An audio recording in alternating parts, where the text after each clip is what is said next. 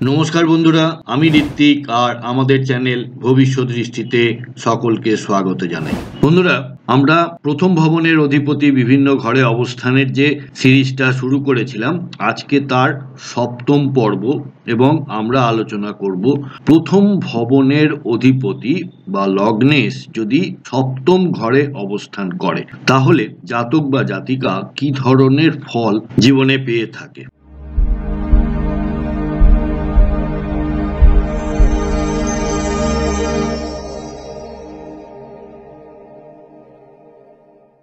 বন্ধুরা, আপনারা যারা আমার চ্যানেলটি অলরেডি সাবস্ক্রাইব করেছেন তাদেরকে জানাই আমার অসংখ্য ধন্যবাদ ও কৃতজ্ঞতা। যারা এখনো সাবস্ক্রাইব করেননি তাদের কাছে আমার বিনীত আবেদন, চ্যানেলটি সাবস্ক্রাইব করুন এবং পাশে থাকুন। তাহলে চলুন দেখি যে লগ্নেশ যদি সপ্তমে অবস্থান করে বা 7 নম্বর ঘরে অবস্থান করে তাহলে যে ফলগুলি লাভ করে থাকে। সপ্তম ঘর মানে বিবাহ, জীবনসঙ্গী, অংশীদারি, ব্যবসা এবং সামাজিক সম্পর্ক।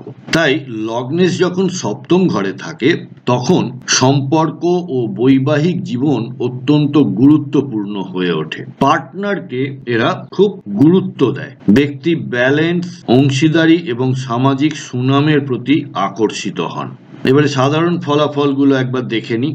জীবন সঙ্গীর সঙ্গে গভীর সংযোগ, অর্থাৎ স্পাউসের সঙ্গে রিলেশনটা খুবই মজবুত হয়। ব্যবসা এবং অংশীদারিত্বে সাফল্য লাভ করে। এই ধরনের লোকেরা পার্টনারশিপ ব্যবসা করলে পার্টনারশিপ ব্যবসায় ভালো ফল লাভ করে। সামাজিক এবং জনসম্পৃক্ত কাজের প্রতি আকর্ষণ। সপ্তম ঘর আমাদের ডেইলি ইন্টারাকশনকেও বোঝায়, অর্থাৎ আমরা দৈনন্দিন জীবনে অনেকে আছেন যে একটু অন্তর্মুখী, বেশি লোকের সঙ্গে মিশতে ভালোবাসেন না, বেশি লোকের সঙ্গে কথা বলতে ভালোবাসেন না, কিন্তু এই জাতক জাতিকারা সকলের সঙ্গে কথা বলতে বা তাদের সঙ্গে ইন্টারঅ্যাক্ট করতে কিন্তু বেশ ভালোবাসেন। সম্পর্ককে এনারা খুব ভ্যালু দেন। সম্পর্ককে কেন্দ্র করে জীবনের অগ্রগতি হয়। শুভ ফলগুলির মধ্যে সুখী এবং সমর্থ বিবাহিত জীবন। এই ধরনের মানুষদেরই বলতে শোনা যায় যে আমার হাজব্যান্ড এই করেন, এই ভালো পদে রয়েছেন।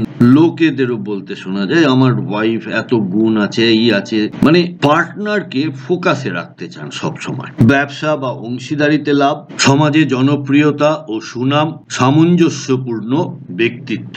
আর যখন লগ্নপতি অশুভ গ্রহ দ্বারা দৃষ্ট হন সপ্তম ঘরে বা কোনো পাপক গ্রহের দৃষ্টি ওই ঘরে থাকে তখন বিবাহিত জীবনে অশান্তি বা দেরি হয়, সম্পর্ক ভেঙে যাওয়ার সম্ভাবনা থাকে, ব্যবসায়িক অংশীদারির সমস্যায় পড়েন, সামাজিক কারণের জন্য মানসিক চাপ বা উদ্বেগের মধ্যে এনাদের পড়তে হয়। পেশাগত সম্ভাবনা, ব্যবসা বা ট্রেডিং, বিশেষ করে ট্রেডিং ব্যবসা যেখানে ডেইলি ইন্টারাকশনের ব্যাপার রয়েছে, ডেইলি ক্লায়েন্টের ব্যাপার রয়েছে, কনসালটেন্সি বা মিডিয়েশন, জনসংযোগ ও মার্কেটিং, ফ্যাশন এবং গ্ল্যামার ইন্ডাস্ট্রি, কূটনীতি ও আইন। সপ্তম ঘর একটি কেন্দ্রস্থান এবং লগ্নপতি কেন্দ্রে অবস্থান করা মানে একটি রাজযোগেরই সমতুল্য পরিণাম দেয়। তাই ব্যবসা, দাম্পত্য ও সামাজিক সম্মান বাড়ে। পাপগ্রহে প্রভাব থাকলে বিচ্ছেদ ও মানসিক চাপ। প্রতিকার হিসেবে বিবাহিত জীবনকে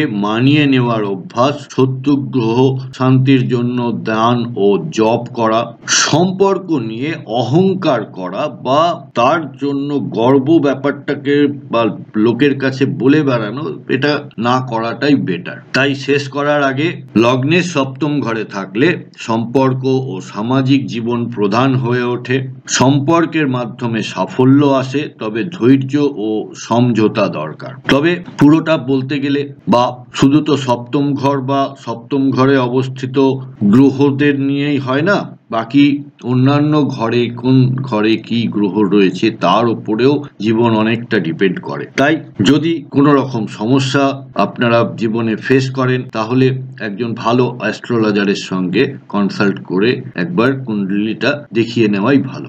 আপনার লগ্নপতি কি সপ্তম ঘরে রয়েছে? তাহলে কি ধরনের রেজাল্ট আপনারা জীবনে পেয়েছেন বা পাচ্ছেন আমাকে একটু কমেন্ট বক্সের মাধ্যমে জানাবেন। বন্ধুরা, প্রতিবেদনটি কেমন লাগলো আমাকে অবশ্যই লিখে জানাবেন কমেন্ট বক্সের মাধ্যমে। যদি ভালো লেগে থাকে তাহলে একটি লাইক করবেন আর আত্মীয় স্বজন বন্ধু বান্ধবের সাথে শেয়ার করতে ভুলবেন না। আজকের পর্ব এখানেই শেষ করছি। সাথে থাকার জন্য অনেক ধন্যবাদ।